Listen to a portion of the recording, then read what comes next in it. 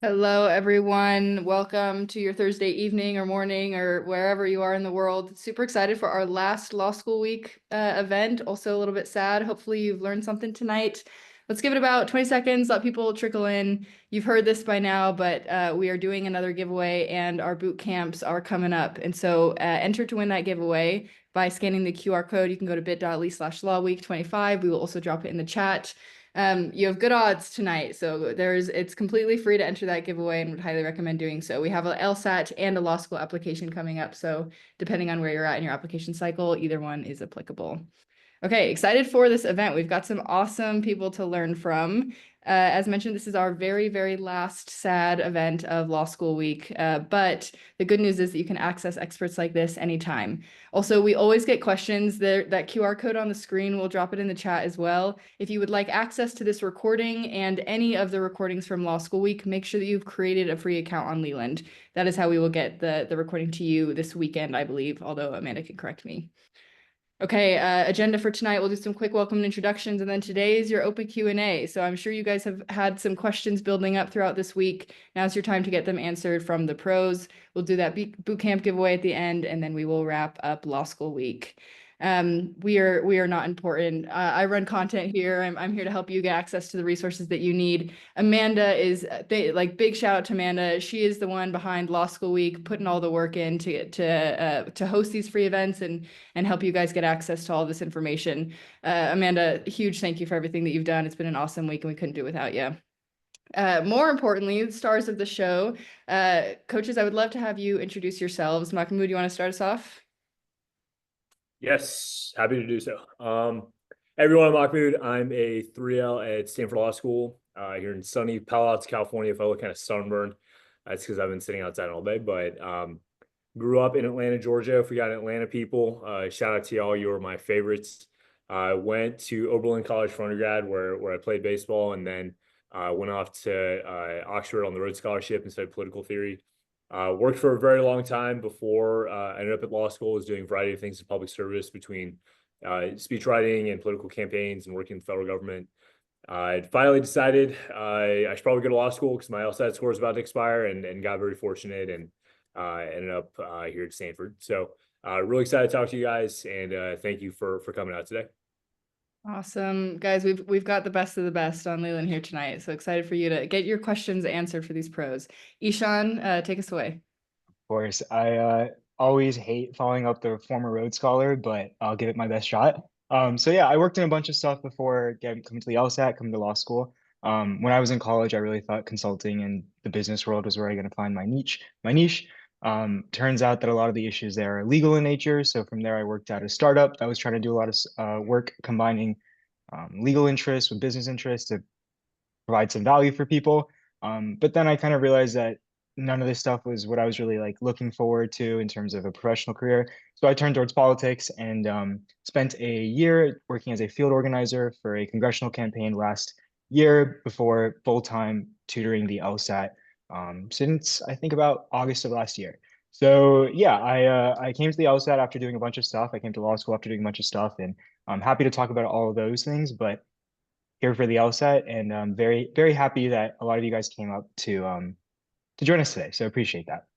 Thanks, Eshaan. Glad we have all your LSAT knowledge with us tonight. Indrani, finish us off. Hey everyone, I'm glad that you're all here. Some of you may have seen me on some other events for Law School Week, and it's been super productive and very exciting.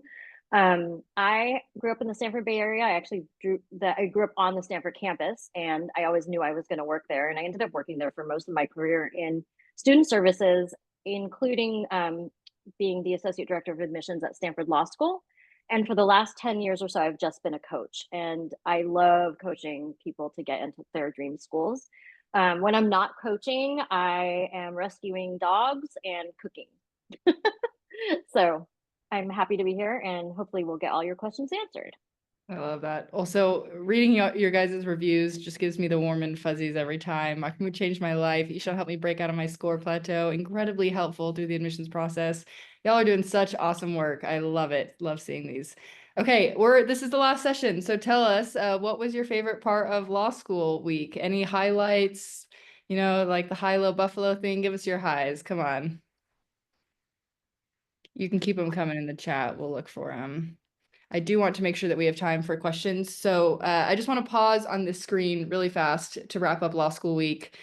Because the reason that we have done all this, the reason that these coaches are here is to help you guys reach your dreams and help and reach your goals, which here is to get into law school. Everyone on this screen is a real person that worked with a coach or was involved in the Leland community somehow and got into their dream programs and are now either in the program or graduated and out in a law career. We want to help you. We like to say that when you work with a coach on Leland or whatever, you draft an entire team at your back.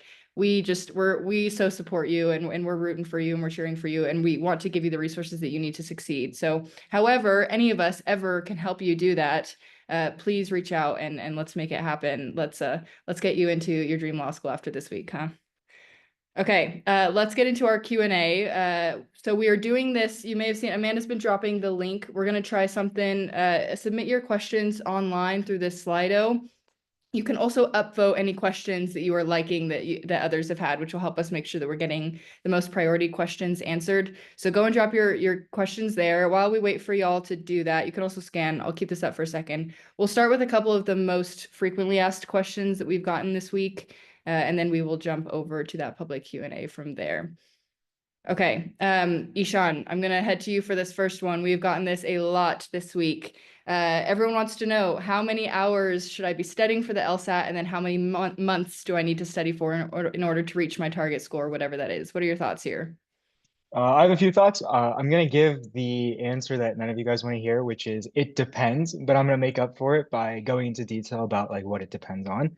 So studying for the LSAT is, I think a lot of students come to it with a kind of intimidation almost of, oh God, like I read these horror stories online about people on Reddit who spend 7 hours a day, 7 days a week, and they're plateaued. They're not getting anywhere with it. The problem is, well, first, you shouldn't be getting any advice from people on Reddit because I don't think I need to explain too much there. But second, when it comes to studying for the LSAT, we have to come to it with a mindset of what are the skills I'm trying to improve? What is the aspect of the LSAT that I'm trying to improve on? So a lot of students will say, like, I'm going to drill 3-4 hours a day, do some practice questions of a certain type, review those questions, and aim for 4 hours a day. I would highly recommend instead changing your approach to outcome-driven studying. So I imagine, like, for example, Machmud went to Oberlin to play baseball. When he was, practicing baseball, I rarely imagine he went to the field going, I'm going to get better at baseball today. He probably went saying, like, I'm going to get better at catching pop-up fly balls or perhaps ground balls.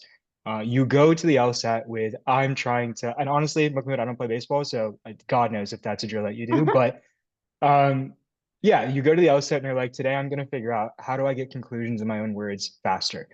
What are some techniques that I can use to make sure that the negations that I'm using for necessary assumption questions are bulletproof? So how do I figure out how to do that? Depends on the person, but outcome-driven studying, anyone can do it. Go to your studying with the idea of, I need to accomplish by the end of this week a foolproof method to approach sufficient assumption questions. It might take me an hour or two on the first few days to figure out what that even looks like. But then once I have a plan on how to accomplish that goal, you're going to find so much more success at a rate that you're probably more satisfied with than just trying to say, I'm going to do 3-4 hours a day and hope that something comes to me. So I hope that answered it. And for how many months do I need to study for? Again, the depends thing. I will say, broadly speaking, I've very rarely seen students who get away with doing less than an hour per day, about 6 days a week, 5 days a week. And the average I see is about an hour or two per day, done over maybe 3 to 4 months. But again, that is an average. And so for some of you, that might fit. Like for half of you, that might fit. But for the other half, it might be a little bit more, a little bit less. I love that. Also, I love it depends because it's the most lawyerly answer there ever was. Eshaan, tell me, we've gotten this question, like I said, a lot. I think that's a great answer of like, it really truly depends on where you're at, how long it takes, how much time you have to dedicate to the test. Let me ask you, what's the most common mistake that you see when applicants are trying to figure out their LSAT study schedule?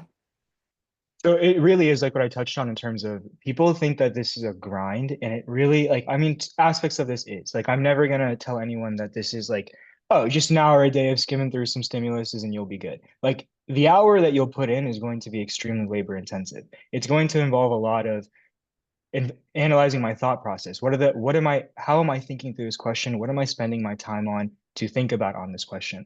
The number one mistake I see is students who think that like they start with the result almost. They start with like, oh, people who score 175 or higher, 99th percentile score, they're doing these questions within 35 minutes. But I can guarantee you, of every student that I've ever worked with, and including in my own experience, I did not come to this practicing under 35 minutes test day conditions to begin with.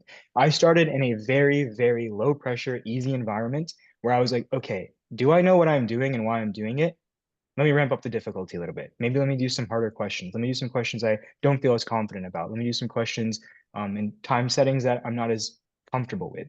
And very gradually, incrementally, I increased my rate of difficulty, but I did not come to this day one like, oh, I know what I'm doing and I know how to do it in the time that I have to.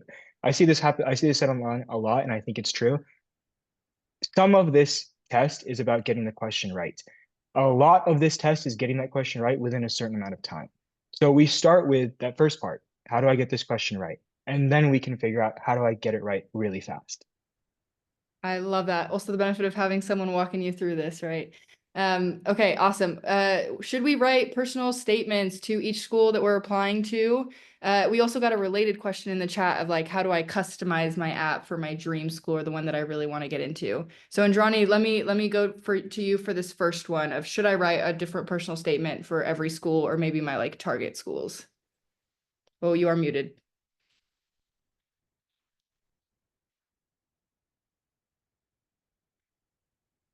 Technology is the bane of us all. While you are unmuting, Mahmoud, what are your thoughts on writing different personal statements for each school? Yeah, 100%. So this is something I think a lot of people actually differ on. So I'm very curious to hear Indrani's response. And Sorry. do you want to go ahead or I can go first? I'll go. Oh, you can go. Go ahead, and then I'll add it. Sure, sounds good. So the way I think about the personal statement, it sounds really daunting because this is in some ways like the crux of the story that you're delivering, but it's not really that long, right? For the vast majority of cases, 90% of schools, this is 2 pages, double spaced. And in that time, what I generally work with my clients on is we're trying to answer 3 questions. Number one, who are you? And I mean that not in a biographical sense, but what are your values? Like, what do you care about? Where did you come from? What is the basis of all this stuff that all of y'all woke up every single day, or today at least, and you said, I want to come to this event because I want to go to law school? What is it inside of you that is driving you towards doing that kind of work? And what is it about how you grew up or your family or a culture that brought you there? So that's kind of where I come in with the who are you. Number 2, what have you done with that, right? So how did you either take those values that you want to manifest in the world, and how did you maybe advance your understanding of them and become more sophisticated in whatever the subject is through academic study? Or how did you try to make a difference in the world in terms of actualizing those values through volunteering or through work experience? The A+ version of that, I think, demonstrates some sense of thoughtfulness about like, hey, like I, initially had this set of values, this is who I am, but I ended up working, I ended up studying, I had some experience that changed my mind, right? And that leads into the A++ version of part 3, which is this is why I want to go to law school. So for answering those 3 questions of who am I, what have I done about it, and how does that relate to what I want to do and how that relates to the law, you're doing all that in 2 pages. And so this is where it kind of depends. I'll borrow Eshaan's answer. If you can answer that in the best way possible and authentically convey your story, you don't necessarily have to say anything about the school, right? There are some people, they answer those 3 questions and they have just about a paragraph left, where sometimes it is appropriate to say, I'm making this up, but it's like, I grew up on a farm. That's why I really care about animal rights. I studied biology in college, but then I kind of learned when I was working at PETA that the big thing we have to do to like help animals in the world is to change how the Department of Agriculture regulates like the agricultural industry. And that's why I want to be a lawyer, right? And so if we've done all that, and we have a little bit of room left, then we can say, and the reason I want to go to Columbia, I'm making this up, like, because Columbia has this great clinic on this animal law program. And they got this great guy, he's like a vegan and I love him. And like, I want to be in New York because there's all these vegans, and, that's where you can kind of personalize it to the particular context of the school. But oftentimes I find that people, when we're working on the best version of the personal statement, they answer those 3 questions and we're kind of done because we don't have room. I just think one more variable to keep in mind is you have the personal statement. You also have a lot of supplemental statements. And some of those essays, like, for example, University of Pennsylvania is one. they will say, what is it about this place that you like? And so we don't really want to waste that in that small paragraph or a couple sentences at the end of the personal statement if we have that option, right? So the answer is kind of yes and no. It depends on like, are there other outlets where you can talk about the schools in the form of supplemental essays? Not everyone has that. And then what does writing like the best version of your story and explaining who you are and what you want to do, how long is that taking? You know, and I'll kind of work with people on a case-by-case basis on that, but would love to hear what Indrani thinks. I love that answer. So Indrani, go for it. Okay, so very similar. My approach is very similar. One thing I do with my clients is I look at their school list and we dissect the essay prompts because they're all nuanced. It's not like undergrad where you have the Common App. Every school has a different way of writing their prompt. And I think the way Machmud was talking about answering those 3 kind of questions really works well. If in the main required essay, sometimes they say, and why do you want to attend UCLA? I know for a fact UCLA asks in the main prompt, why do you want to come to UCLA? So in that case, your main essay might be a little different than for other schools. If I strongly believe that if they don't ask that question, you don't have to answer it. Don't force yourself to say, you know, those why essays are pretty painful to read a lot of the time because it just gets like, the world-renowned faculty and, you know, like-minded peers, and it's like you're not really saying anything that specific. If you take the time to talk about the school, you should be very specific. Don't make it so that you could just swap the name of the school out because that doesn't add any value and you're just taking up really valuable space in your essay. I actually recommend that people write 2 two-page essays. And if you look at the prompt, so sometimes the main prompt is very what I call a professional minded prompt, where it's like, tell us why you're inspired to go to law school.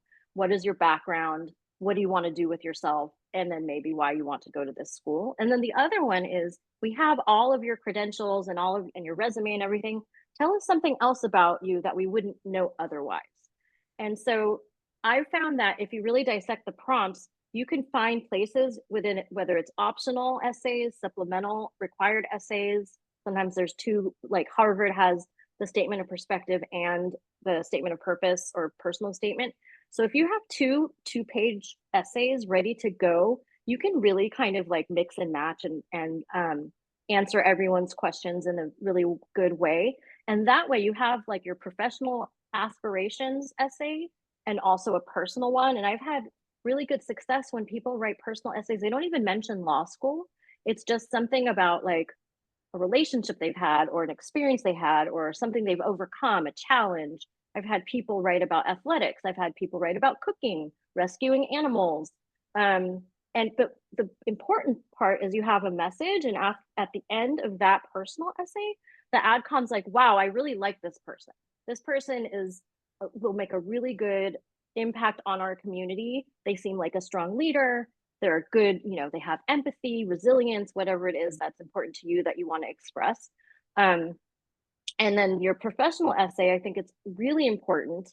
So no school's called a professional essay. That's what I call it.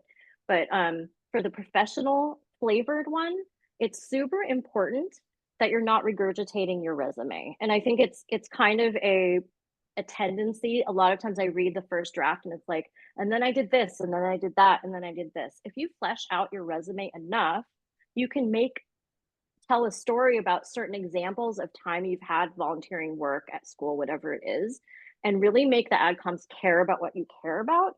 They're going to have your resume, and it's kind of a supportive document. So they might read your essay, and when you say, when I was at this place of work or when I was doing so and so, they can look at your resume and kind of just see what you've done transactionally. But then you have the space to really go, I met this person, or I read about this thing and I'm really passionate about it. I want to fix it. And that's why I want to go to law school. Awesome. I love that. Let me the key takeaway here, I think, is your story should be enough if it's specific and granular and real and authentic and kind of connects the dots between where you've been and where you're going. If you get to a good point in that story, then that should be enough across the board to get you into your dream schools. And if there's like a really key school that you want to get into, or you have space in your essays, or they're explicitly asking for why the school, that's where you have some room to juggle. Am I getting that right, Indrani? Is that, yeah. Yeah. Okay, awesome. Yep. Okay, great. We got a question. I'm going to switch between the Slido ones and these ones. Someone asked, what traits or attributes should recommenders highlight in their letters? I think this is a common question because the letters of rec are the one thing that I cannot control, and I think we want to control every part of our application. Mahmoud, what would you answer to this? How should I kind of direct my recommenders, and what do I want them to write about? 100%. And I think you should always have the perspective of I can control more than I think. Because the thing with the letters of rec is like these people want to write them for you. They're also very busy. And so I'm not saying write it for them. Like obviously that's not appropriate. But the more info you give them, the more they'll be like, oh, that sounds great. And who knows, they may just take that and put it in their letter, right? But I kind of think about it in there's two things that we want to hit, two primary variables. Number one, we want to have them speaking to the skills that you're going to be demonstrating in law school, right? So like I'm in law school right now. It's all the stuff you can think about: reading, writing, being in a small group discussion, being able to do, a long form research, anything that you can get them to speak to, whether it was a class that you took, or maybe it's a work supervisor and the nature of what you do involves, churning out a bunch of memos and kind of pulling together different experts from different domains and kind of leading that kind of team. The leadership component and demonstrating some kind of like management function, if it's relevant for the job that you have or an extracurricular that you run, I think is also important. So how are you demonstrating those skills that such that like we feel confident you're going to be able to come to law school and you're going to do well at all the stuff that we're going to ask you to do? It's not like engineering, right? It's all the stuff that's relevant to law. Best way we can find that out from your letters of rec is like them speaking to that, right? So I generally tell my clients like, okay, we're going to come up with a long list of things of like, you took this class, what was the paper that you got the best grade on, or you wrote a thesis, or you did some kind of project, or you were like, you had an employer and there's a kind of team you led. Write down in detail in an email to that person. Just as a reminder, here's some of the things that I was really proud to work for under you, or things that I really appreciated about your class. Spell it out in detail. I wrote this thesis about XYZ and it'll jog their memory. And who knows, this is where the control thing kind of comes in. They may just take that, copy and paste it and add a couple words and like, you're good to go, right? So that's the first category. Are you demonstrating the skills that are relevant to doing well in this kind of environment? Number two, and I think this is where it kind of stands out, you want to pick people who really like you. And if they're willing, can be kind of superlative, meaning they will say things along the lines of like, Amelia, and this is actually true, Amelia is like the best listener and like summarizer of conversation that I've ever met, right? Or Eshaan is like the best LSAT tutor that I've ever had, and I've known like 200 of them, right? Or like Indrani is like had the most insightful comments of whatever class I've been teaching and whatever.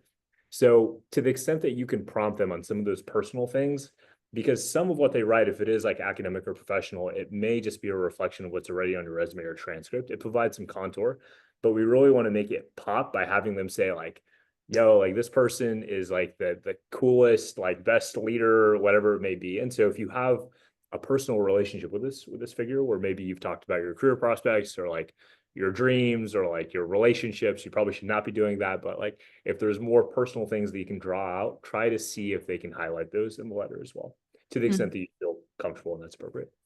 I love that answer. Let me ask you one follow-up. Are the traits that I want my recommenders to demonstrate the same traits that I want them to demonstrate in all the other areas of my application? Or should I try and like kind of strategically divvy them up between the different components of my app? That's a really good question. So I think there's a kind of taking a step back. So there's like a meta context that we're thinking about this, right? Because you can't say, hey, I'm the coolest, smartest person in the world, and like I won all these awards. Obviously, whatever awards you have, like they'll be on your resume. But number one, you can't be as like intense about talking about yourself, obviously, in your essays as other people can. So that's where, I mean, this is kind of understanding like personal dynamics and relationships, but like if you can push them and if they're the kind of people who will like ride or die for you, then you want to be able to angle them towards saying things maybe to a highlighted extent than you would yourself. But number two, it's kind of like, okay, let's go back to my example about like animal rights. If your whole thing is animal rights and we're kind of putting together not just your resume, but also the personal statement about that, and maybe even there's something in the supplemental essays that's somewhat adjacent to that subject. And on the side, you took, you're like a photographer and you like publish a lot of great nature photography, and that's like a big part of your life. but it didn't quite fit in a substantive way for the rest of your application.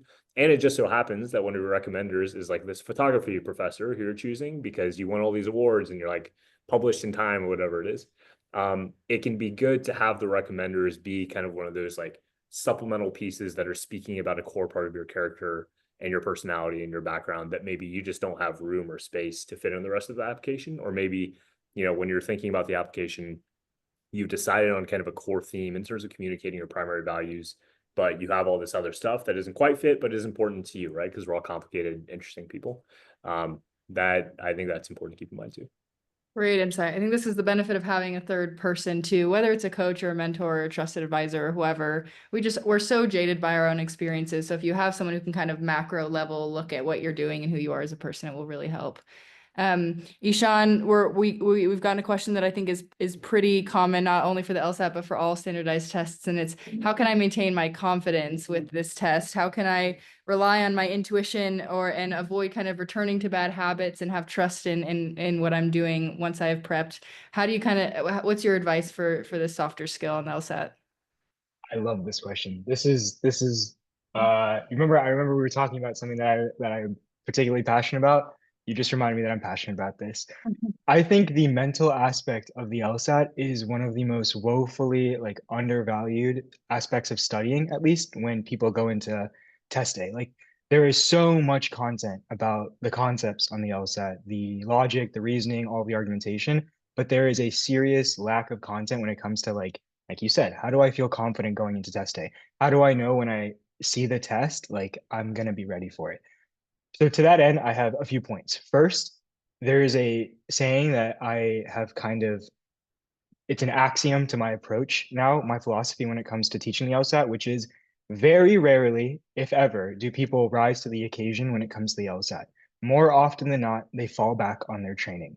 So when you prepare in a certain way, if you study a certain way, knowing that on test day, I will receive something that there's hundreds of practice tests for.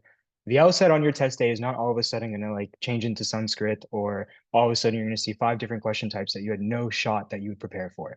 They tell you the question types that are going to be on there. They tell you honestly the frequency at which those question types appear. They tell you, and this is common like knowledge, but sometimes it's not 100% true. The start of the test is supposed to be easier. The last half of the test is supposed to be harder. Things like that is information that we should use to structure our studying so that when we get into test day, we know what we're about to get. So a lot of my studying focuses on technique and process versus, like you said, intuition or figuring it out.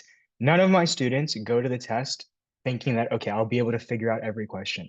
Every student goes to the test knowing I have 5 techniques for every single kind of question type that I have practiced front and back to the point where it feels like it's tattooed on my brain. And when I close my eyes, I can't help but think of the definition of a sufficient assumption. Like it becomes so ingrained into the like your thought process, into how you analyze text, how you analyze like the conversations you have, so that by the time you get to the LSAT, it's almost like PT number whatever. It might as well be just a practice test that you've taken before. So that is my advice: is we study in preparation for our test days so that test day feels like just another day at practice. Like any athlete, like we'll talk about like how they try to make their training as hard and grueling as possible so that on test day, their body's used to it. Their body's ready for that. The same way is I advise during studying, like, obviously, I know I just said, like, we're not trying to put ourselves in test day scenario day one. But if you've, like, for example, I have some students where I'll recommend, like, they really struggle with like maintaining focus over 35 minutes, a sustained, like, enduring focus over perhaps a passage or 25 stimuli.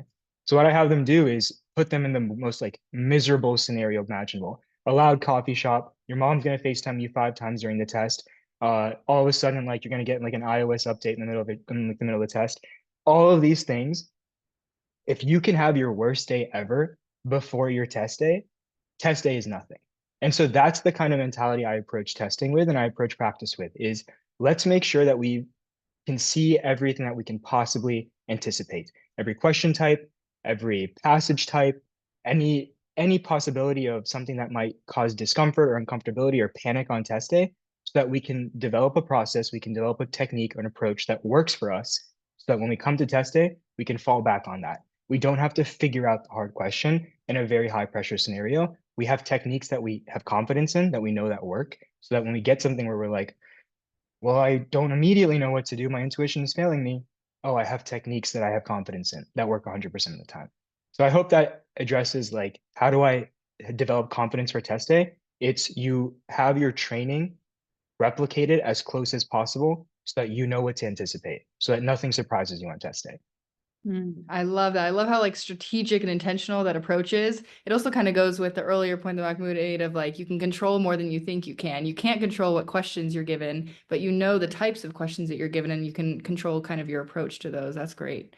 100%. And honestly, before I just, that really reminds me, like, yes, like, please go into the LSAT knowing like you can control how you take this test. You don't have to take it the way it's presented to you. A lot of my approaches and techniques involve taking this complicated, intentionally like confusing written piece of text, turning it into something that makes sense to you. And you can do it. Anyone can do it. It's not a technique that is reserved for the Mike Rosses of the world. It's a technique that applies to just about anyone who is patient and willing to like humble themselves in front of this test. So that's all I got to say for that point. Chills. I hope everyone hears that. Y'all can take this test and you can ace it. You just need someone like Eshaan in your corner. Indrani, from sitting on the side of the AdCom, I would love to know your thoughts to this third one on the screen of how do schools evaluate GRE scores compared to LSAT? I think there's this stereotype that like if I'm not taking the LSAT, then I'm not, fit for law school. Is that true? Do I need to be strategic in my choice? How do I go about this? So although schools will say they consider, if you ask someone, they'd say, oh, it's the same. I don't believe it is. And it's a pretty recent thing that the ABA and the law schools have been accepting the GRE as an option. So my recommendation is if you have the time, you should do the LSAT. If you look at the data, the ABA 509 reports, which I love, there is a section, I'll type that in, ABA 509. So you can Google any law school and ABA 509, and you're going to get a nice PDF like grid of demographic information. And including on that is LSAT medians, GPA, blah, blah, blah, just of the last incoming class. So it's like real data. It's not like a wiki like some of these other sites. It's actual real data from LSAC that the ABA requires that each school publish each year. So you can look up any school and see how many students were admitted with a GRE, and you will see the vast difference of it's like 10% or less. Some schools have no data. And so I think that kind of says it all there that, I don't have the data of how many people are actually applying with a GRE, but it isn't considered the same. And the LSAT actually was designed, and AdComs believe, I don't know how factual it is, but AdComs believe that the LSAT successfully predicts how well you're going to do in law school. GRE was created for something else. So it's very specific, and AdComs definitely, their eyeballs go to the LSAT, and if you haven't taken it, I do strongly believe you'll be at a disadvantage. Are there any exceptions to that rule? Maybe joint degree candidates or joint degrees? Yeah. So I think if you are applying to a joint JD MBA or like MPP or something like that, then I do think that it's given a little leeway. But if you're just applying to a JD program, then I recommend the LSAT. Okay, awesome. This next question has quite a few upvotes. I'm going to leave it open for any of you coaches that have a perspective on it. It said, I'm extremely terrified of debt. When, and I know it varies, would be the best time for me to apply to maximize financial aid? Any thoughts, Indrani, Machmud, Eshaan? Timing to maximize financial aid. So one thing, so merit is the way that the financial aid is doled out, and the financial aid thing is not that. My experience is the financial aid office is not doling out merit aid at the very beginning of the process. They're actually waiting till there's critical mass and they can see who is in the pool. So, and this is kind of how I feel about the whole timeline anyway. If you go on Reddit, which Eshaan already said, don't go on Reddit. I also say, I pretty much make an agreement with my clients that they will not look at Reddit until they're done because it's just panic. it just makes everyone panic. So I, having worked at the Stanford Law School admissions office, we didn't really make any like mass decisions of admission until after Thanksgiving.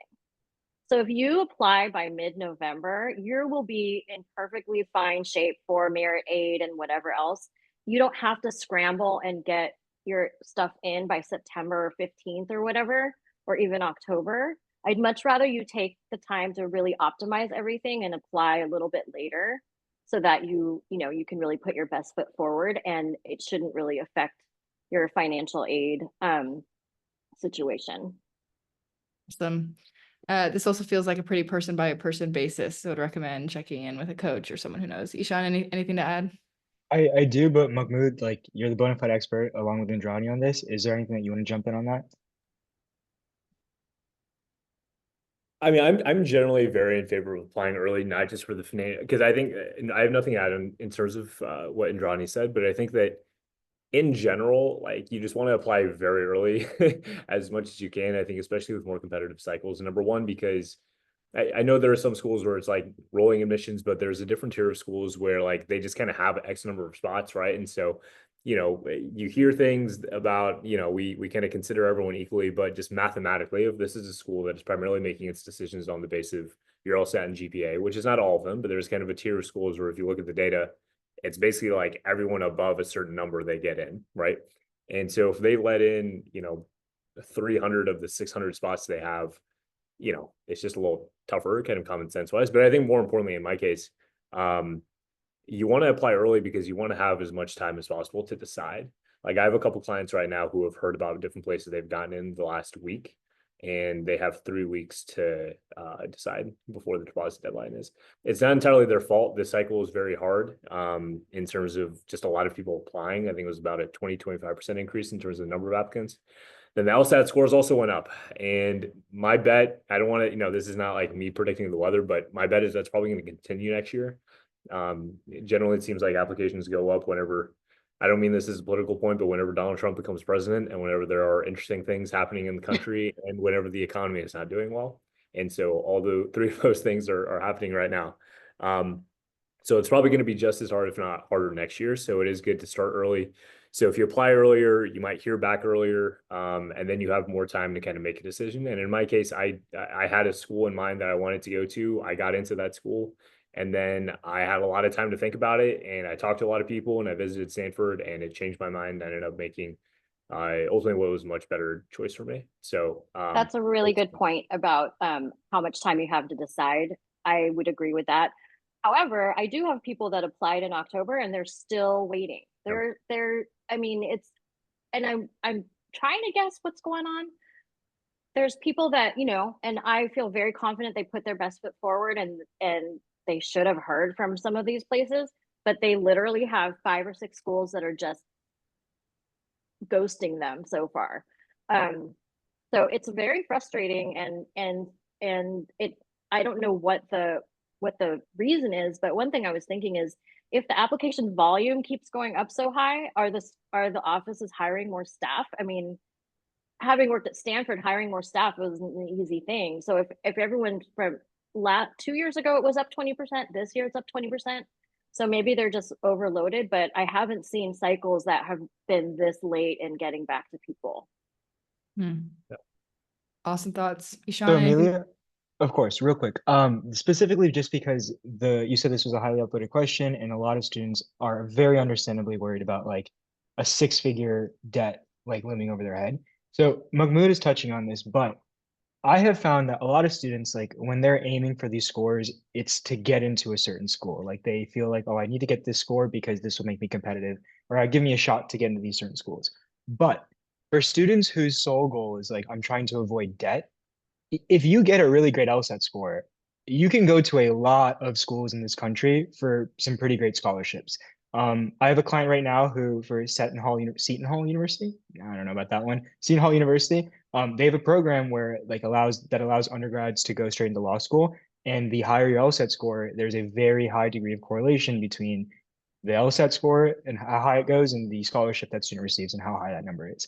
There's certain schools in this country that will like not auto admit you, auto invite you for an interview for scholarship consideration if you meet a certain LSAT score benchmark for them. So I would highly recommend, like, if your goal is, I'm just trying to go to law school, it doesn't really matter the law school because I just want to be a lawyer and I don't really care about, like, the top 14 or the top 6 or the top 10 or whatever. Getting a great LSAT score is I'm not going to say a surefire pathway to getting a scholarship from schools, but it makes you a lot more desirable for certain schools across this country that are, for example, trying to raise their LSAT medians. And you might go to a different school, but because they offered you a full ride, you might go there instead. And I do know that this happens. Like, there are tons of students out there who are strictly, I'm just trying to go be a lawyer. I don't care where I go to law school to do that. They get a great LSAT score and they go to a law school where they really want that LSAT score. They become a very attractive asset in their eyes. They become like almost courted, and they become courted through like a scholarship offer. So I would just say, like, if you're strictly just like, I don't want to have any debt when I go to law school, kill your LSAT and you have I think Indrani and Machmud, you guys can both speak to this. Like, you have a better chance of being considered for aid from schools that might not necessarily be the top 14, but will allow you to go to law school with like minimal debt. Excellent, excellent point. We also had a session earlier this week on choosing the best law schools for you. I think Mahmoud, you may have hosted it. We'll be sending out that recording with everything else. So one of the considerations to think about, but I love that as another entry point into this. It is a valid concern. It is a lot of money and something to be scared about for sure. And one thing, I'm sorry, really quick, one thing that you can also think about is for people that are planning to go into public interest, a lot of schools have a separate like public interest law, like I don't a special scholarship or something that they can write an extra essay for and be considered for that. If you're planning on going to public interest and you don't think you can do that with a big amount of debt, then there might be help for you too. Yeah, scholarships and loan repayment.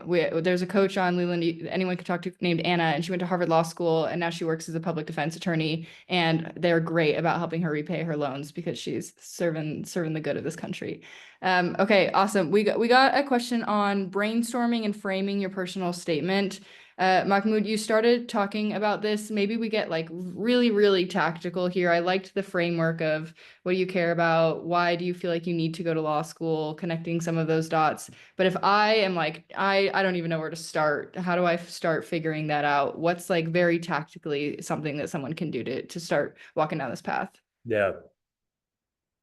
So I just reiterate, so there's kind of three main things that I look to answer, like who are you, what have you done, what do you want to do, / why do you want to go to law school?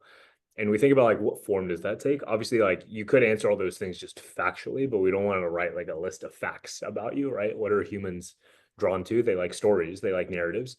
It's the way I often kind of start with people is like, just think about your life. Like, what are those moments? Maybe it was like you were involved in something with your grandpa and you remember being out on the farm and that's why you love animals so much. And you can kind of give us that scene of you being 6, carrying calves, doing clearly I don't know a lot about farm life, but whatever you do in those contexts, and there's some kind of vivid memory that comes out that then we can kind of draw a thread through.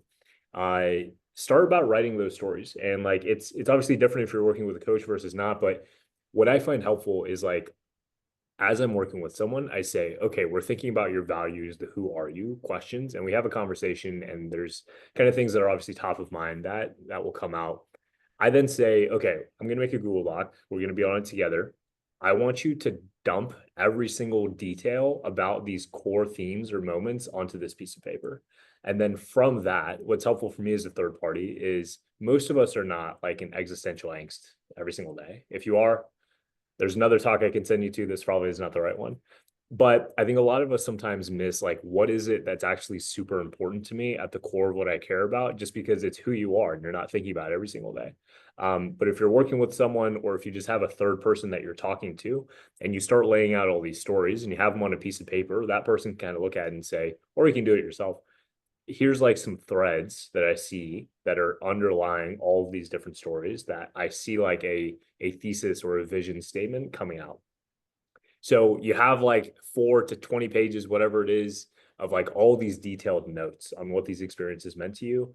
And from that, it's just a matter of like, how do we pull out the connecting tissue and the thesis of like the story that you're trying to communicate about yourself? and bring it into 2 pages. And I always find it's pretty easy actually to whittle down. What's hard is to get that information out of you because you may not think it's important. But whatever it is that like is driving you, whether it's like a foundational event with your family or a job you had or like an experience you had or a political event, whatever it is, like all that is important to talk about. And I think particularly in the way that only you can.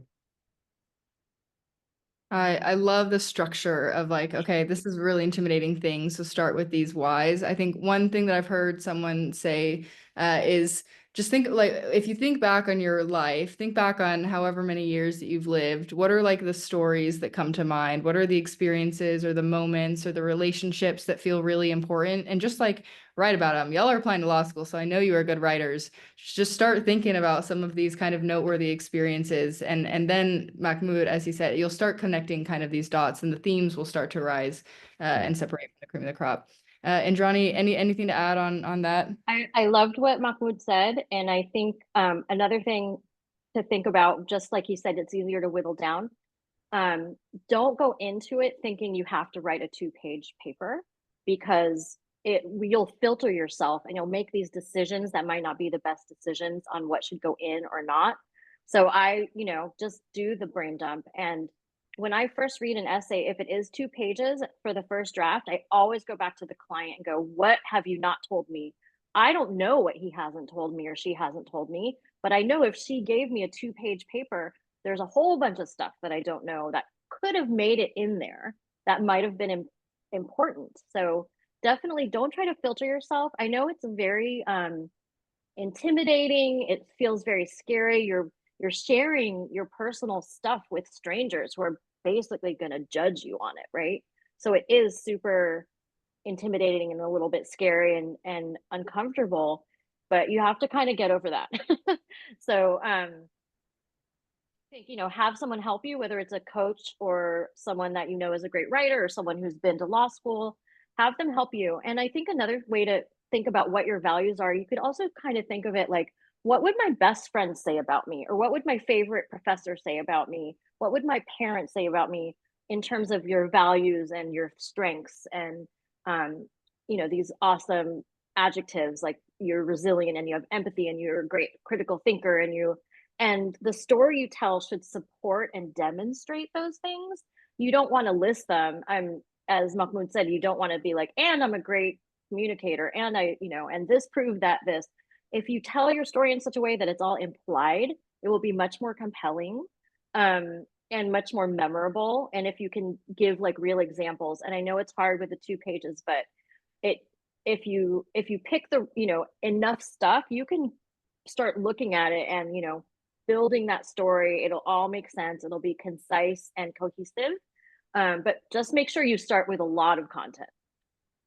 Awesome advice, coaches. Hopefully that helps on like tactically, how do I even get started on this thing? We've got we have a few more minutes left. We'll get through a couple other questions. Last chance to apply for those giveaways for the boot camps. We'll be announcing a winner here shortly. It's completely free to submit your name for either one, the LSAT or the law school application boot camp. So recommend going to do that. Amanda will send the link in the chat. Amelia, okay. real quick before we jump on. It. So just on that, so I know obviously all of that was related towards the personal statement when it comes to law school, but there's an element of that I think translates to like the LSAT students I work with that I really want to touch on just as a last point. So a lot of the people that I work with, and it sounds like students who come to Mahmoud and Indrani, a lot of students are concerned with getting like the right answer.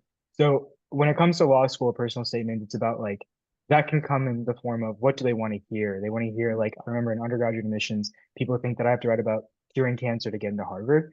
And that like ends up, you kind of create something. You create something that you think they want to hear.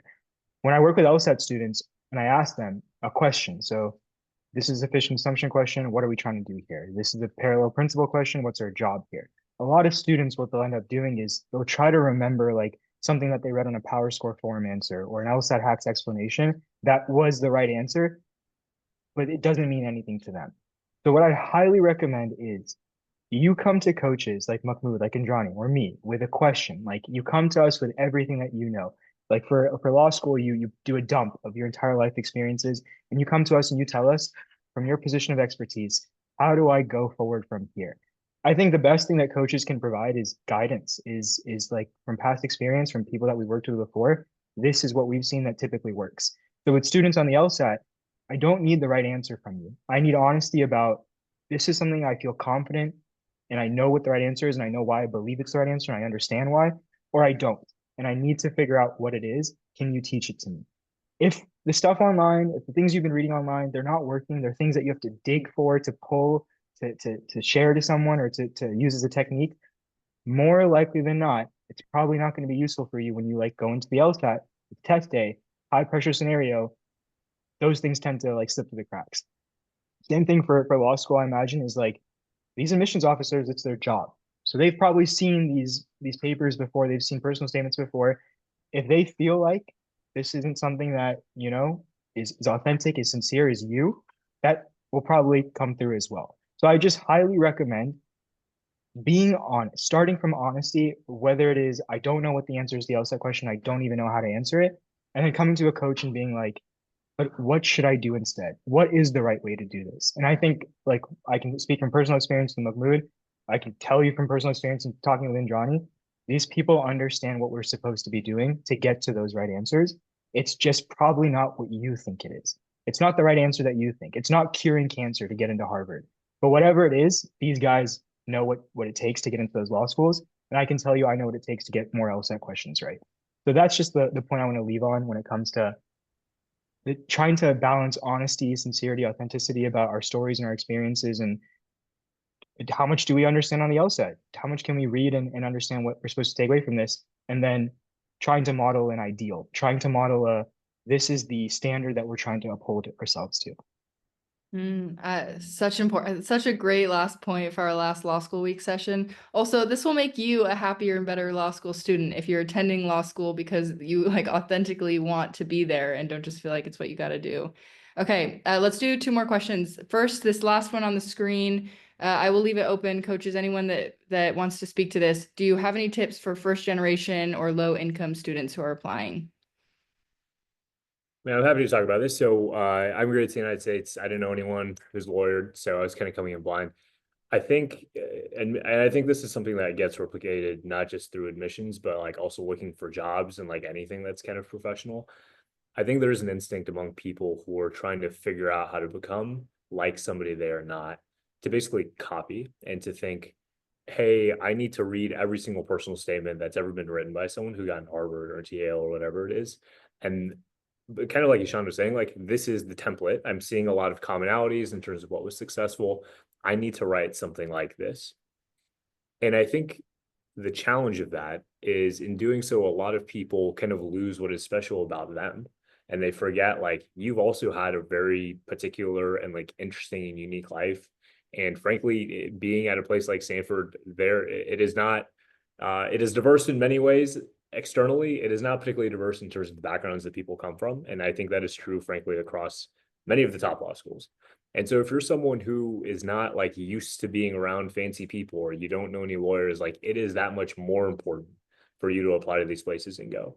But part of that, I think, is believing in the story that got you here to this point where you went to college and you did well and you did all your internships and you have a job maybe now. There is something special about your story and your background that has got you here. So don't be afraid to kind of be a little more unique in talking about what it is that has made your life distinct. And, you know, obviously it's helpful sometimes to look at essays. You can get a general sense, but it's also helpful to talk to us. Just make sure that you're telling your own story and not somebody else's. I think we need to leave on that. That was pretty great. It also goes with Indrani's warning to stay away from Reddit because it will convince you that you need to be someone that you are not. Okay. Anything else, Machmud? Do you have something else to add? No, I do have to jump for class right now, so I'll just say bye to you guys and a little final thought. I really believe in all of you. I think the biggest thing that people mess up is not trying. It is important to do your research on this in terms of what this entails, and this may be a strange thing to say, but you should really make sure you actually want to go. I know many people who are in law school and who become attorneys who regret it more than any other decision they make. And I don't say that to dissuade any of you, because for some of you, it is definitely the right thing to do. I've just seen way too many people keep following paths that are not meant for them. And then by the time you're 40, you're cooked. And then it's like, what did I do with my life? So it is much more important to get the decision of what you were doing right before it is like, how do I end up doing all this stuff? You know, which is maybe a strange thing for me to say, given this is like, how do you get into law school? Like, I'm happy to talk about that too, but I care about being real and just like making big choices well. So always happy to talk about that or anything else. But I actually have to run the class right now. I can't be late. It's our first class for this class. So I have to go. But thanks so much for having me, and thanks for signing up for all this. And hope it's a great last few minutes with Amelia and Sean and Indrani. Thank you guys. Okay, awesome. Yeah, let's wrap up. Eshaan, Indrani, we'll announce our giveaway in just a second, but I want to give you guys the space to just leave everyone here with kind of a final note or a final tip or a call to action, whatever it may be. Eshaan, you want to go first?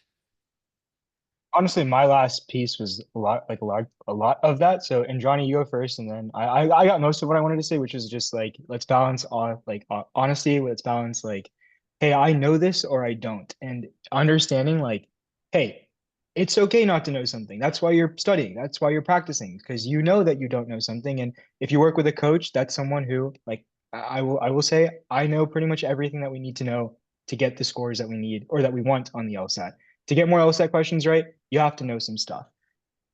Do I think that this is stuff that only some people can learn? No. It's truly like the students that I have seen succeed the most are there's two qualities. I remember there's a trait that there was a question about the traits of successful applicants or something like that. The traits of successful LSAT studiers, people who get the score that they want, are people who are patient, number one. People who understand that learning is very rarely linear. It's very rarely like all of a sudden there's an epiphany. And there's people who are willing and like humble, people who are willing to understand, okay, I don't know this. I've never understood a conditional before. I don't know how I'm supposed to use it on the LSAT, but I'm willing to learn how. I'm willing to admit to myself that this isn't something I know, and I'm going to go figure out however I need to get more LSAT questions right. So that's what I'll say. Let's make sure we're honest about where we are, and let's make sure we're humble about what we need to do to get better. So I hope that helps. Feel free to send me a message if you're interested or if that philosophy is something that you guys align with. Other than that, Indrani. Yeah, thank Thanks. you. I actually would like to kind of bounce off what Eshaan said last time about, being authentic. Everyone has a compelling story, no matter how scary it feels to tell it or to how hard it feels to pull it out of you. I meet so many people that are like, I don't have anything to say. I don't have anything interesting to say. And I'm going to argue with you that every one of you does have something interesting to say. You just need to work a little bit to figure out how to say it. And I think with a coach or, a partner or someone who can help you, definitely just, try to go into it with an open heart that you can get there. Every one of you will go to law school if that's what you want. I honestly believe that. It might not be Harvard, but if your goal is to be in law school and then go do something cool with your life, it's gonna happen. I promise. Awesome. Guys, what a great note to end on. That was amazing. Thank you so much. Guys, these coaches are here of their own volition, spending their week, their evenings helping you out. So if you wouldn't mind, it looks like some of you are already doing it, but thank them in the chat for me as well. You guys rock. Thanks for being here. Our giveaway winner is Sarah Moon. Congratulations. You have a Yay. spot in our boot camp. We are so psyched to have you there. I just finished a boot camp myself. They're awesome. They're seriously, even if you didn't win, highly recommend checking it out. I think there's a 50% off code for law school week through today. So I can recommend checking out, even if you didn't win a giveaway. I can attest they're awesome. They are powerful. We bring in kind of the best of the best to host those. Eshaan, Indrani, Rip, Machmud, thank you so much for Sign being up for intro calls with us. We're here and willing yes. to talk to whoever wants to talk about whatever you want to talk about. Yeah, that you just took the words right out of my mouth. We have sent their profiles a couple of times. You can also scan these QR codes. It will also go out in emails to you after this event week. Highly recommend setting up an intro call, seeing if you jive, kind of figure out if this is something that could be helpful for you. If not, that's good to know. But thanks for being here for Law School Week. We have loved having you and your presence and your participation, your questions. So thank you so much for your presence this week. Good luck on the LSAT and on law school. We're cheering you on. You can do this, as you've heard tonight. Have a great weekend, everybody. Bye.